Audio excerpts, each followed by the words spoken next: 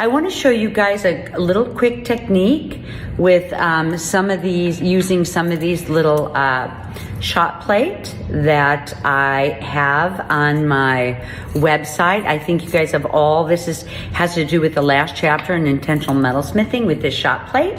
And I found, we're usually using shot, which is melting down some silver, but I really want to show you guys, look at these pieces that I have, like here and here and here.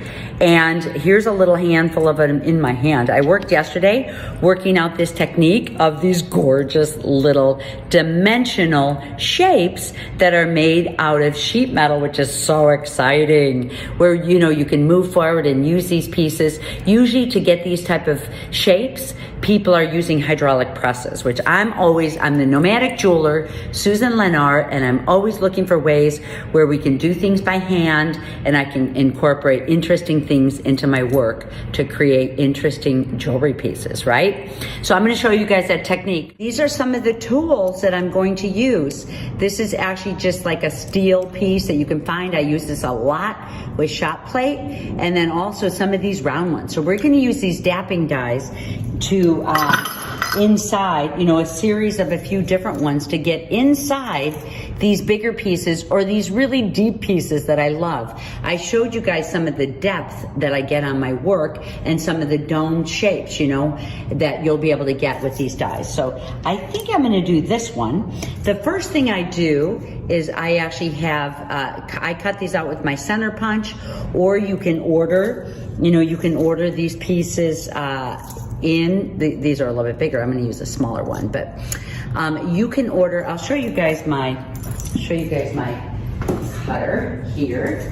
This actually is my disc cutter, but you can and this size is a let's see. This size is a 9/16 that I'm using right now for you guys. I cut it right out of silver, 24 gauge. You could either just order these discs right in from Rio Grande if you want to, or from, any jeweler place. So here are some of the dies that I'm gonna use with this type of piece that's so deep down in there. I'm gonna have to use some of these tiny little dies like this one here. But for this one that I'll show you first, this is a bigger piece that has, a lot more room. So you want to really take a look at your die that you have. In the end, I could see this piece right here is going to be able to give me all these little dots and patterns around here. So to start with, just to get it centered, I'm going to start with this one, move into this one, and then if I have to, I'll get into some of these small ones again too. So let me get started with this one here. I'm gonna go ahead and use this die right here. You wanna get it nice and centered.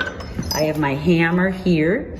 I'm gonna start right in the center and just gently, and you don't wanna overdo it. Sometimes you think that you have to overdo things and use a lot of your strength. Okay, I'm gonna now get in here nice and deep with this size here. I'm thinking this size, because remember, it's like studying your pattern. I'm hitting a little bit off to the side, but once you already started off to the side, it's hard to go back. Okay, I'm gonna work my way a little bigger again. So it's just working your way forward.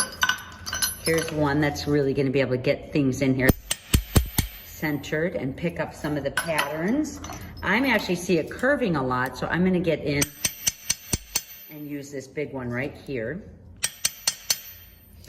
I'm off to the side, oh my gosh. But you can see how from using that bigger one, how the sides are starting to dap through to the other side. Let me see how it looks. It's happening, it's starting to happen, but if I do pick it up, I wanna get this set back in there where it should be and bring in a different die and really make sure my sides get hit. See how I'm kind of moving around a little bit with this one I can get in here.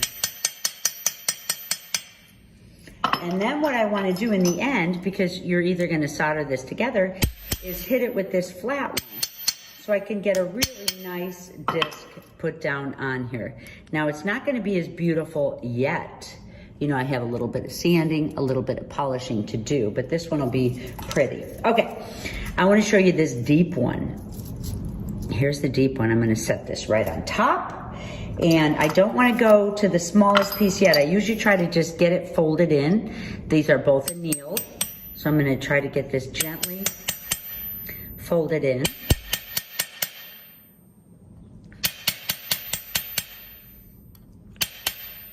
Okay, once I have that, sometimes I'll stop and I'll get it annealed a couple times.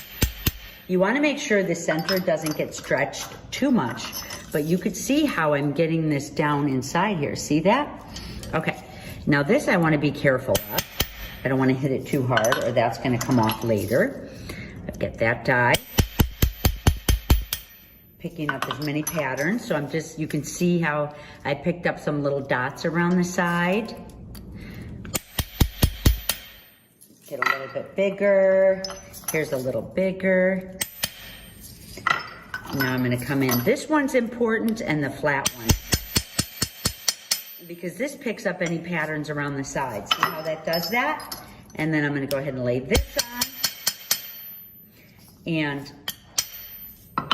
you guys are gonna be able to see a gorgeous, gorgeous. Oh, do you love that? Look at that. Ta-da! Now, this one I could either solder together with something else. It has to be pickled and clean, and it's gonna turn into something beautiful. Okay, so here's my pieces. Here's the piece that I made, and I just want to show you a little bit of cleanup. These are pieces that are pickled and liver of sulfur and polished up. And this is the piece that I made that I showed you guys right now. You could see I have a blank piece down here. So what I'm gonna do is I'm gonna solder these together. But what you have to do first, I have to punch a hole in here because when I solder these two together, I'm really making a hollow form.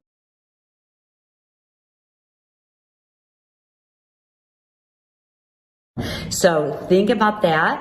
I actually have some bracelets, and you can see if I'm building a piece like this where I'm using it freeform, I need to have an underside to my piece to be supported so it's not just a hollow form sitting there. If someone can see the underside, you need to back it. So these are both ready to be backed here, and there's my pieces. But one of the things I want to tell you about cleanup, you guys, is if your piece ever gets stuck inside here, first of all, you want to use a little WD-40 with that, clean it up with, make sure it's really thin. You just want to use a little real thin oils or Renaissance oil. I have at times in these super deep ones, this one is ready just to pop right out, but on super deep ones, I have got my piece stuck in there.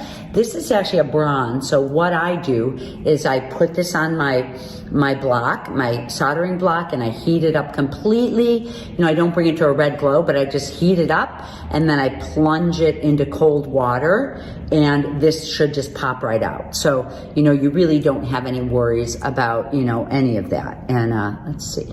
So this is actually how you're gonna use these forms, and you'll get beautiful, beautiful, unique pieces, and just keep, this one happened to me when, you could either cut off the extra. This one has a beautiful little hole in it, and I'm excited about that one too. I actually put too much pressure with, these tiny ones. You need less hammering than you think. So it's always less is more. So I hope you guys enjoy working with your pieces. You're gonna end up with pieces like these where you can just build and add and do your own thing, right? All right, you guys have fun.